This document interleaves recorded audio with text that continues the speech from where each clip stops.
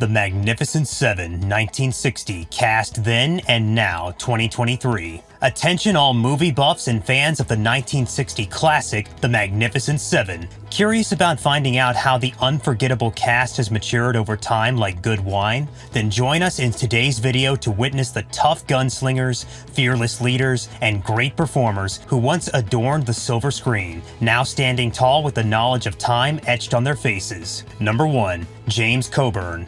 Then, rest in peace. The Magnificent Seven was James Coburn's first Western, and it helped make him a star in the 1960s and 1970s. Coburn stopped making movies in the 1980s because he had rheumatoid arthritis. He continued to be in commercials and TV shows until the 1990s, when he went back to the big screen with movies like Affliction, for which he got an Oscar for Best Supporting Actor. He worked right up until he died in 2002 because of a heart attack. Number 2. Charles Bronson. Then, rest in peace. Charles Bronson was almost 40 when he was in The Magnificent Seven. He had already been in TV dramas and comedies and served in World War II. During the 1960s, he kept appearing on American TV shows. In 1964, he turned down Clint Eastwood's offer to be in A Fistful of Dollars, but in the 1970s, he became known for his work in European movies. His later work in J. Lee Thompson movies wasn't as well received by critics, but Bronson stayed in movies until 1994. He passed away in 2003 because he had Alzheimer's disease. Number 3. Horst Buchholz. Then, rest in peace. The Magnificent Seven was only German star Horst Buchholz's second English-language movie, but it helped him get a job in Hollywood. Then, in 1961, Buchholz was cast in 1, 2, 3, and Fanny, a movie by Billy Wilder. Even though he had been married for 42 years, he told the world in 2000 that he was bisexual. In 2003, when he was 69, he died of pneumonia. Number 4. Robert Vaughn. Then, now. Before The Magnificent Seven, Robert Vaughn had already had a great career in movies. The year before, for The Young Philadelphians, he was nominated for an Oscar and won a Golden Globe. In Battle Beyond the Stars, which was also based on Akira Kurosawa's Seven Samurai, he played the same part he did in the 1960 movie. In the time in between, he was in B-movies and TV shows, like The Man from U.N.C.L.E., which you can see above. In the 2000s, Vaughn had a comeback. He was on BBC One's Hustle and was in Coronation Street for a short time in 2011. On November 11, 2016, he passed away because of leukemia. Number 5. Steve McQueen. Then, rest in peace. When he was in The Magnificent Seven, Steve McQueen was already on his way to becoming the highest-paid movie star in the world. He was the movie's biggest box office draw.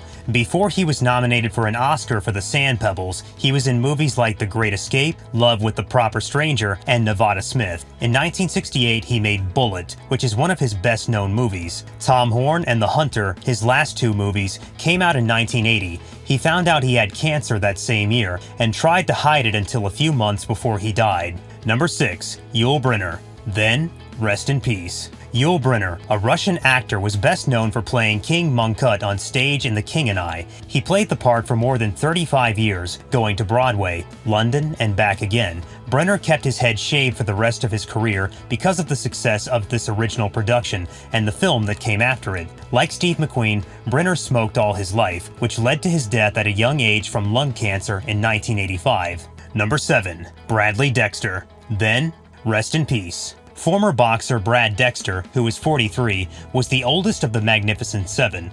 Until the late 1980s, he continued to act in movies like The Incredible Hulk and Johnny Cool. Notably, Dexter became friends with Frank Sinatra after the movie because he saved him from drowning on the set of None But the Brave in 1964. Before Dexter produced The Naked Runner, which featured the singer, they were in another movie together, Von Ryan's Express. Emphysema killed him at age 85 in 2002. Number 8. Eli Wallach. Then, rest in peace. Eli Herschel Wallach was an American actor from New York City who worked in movies, on TV, and on stage. He was known as a character actor, and his work in show business lasted more than 60 years. He won 3 awards, a BAFTA, a Tony, and an Emmy. He also got the Academy Honorary Award in 2010 and was inducted into the American Theater Hall of Fame in 1988. He died naturally. Number 9. Vladimir Sokolov. Then, rest in peace. Vladimir Alexandrovich Sokolov was a Russian stage and film actor. After going to school for theater in Moscow, he started making movies professionally in Germany and France during the silent era. In the 1930s, he moved to the United States. He was in more than 100 movies and TV shows, often playing minor roles of different countries and ethnicities. He died after a long illness. There you have it, the incredible transformations of the Magnificent Seven cast. Like and subscribe for more captivating updates.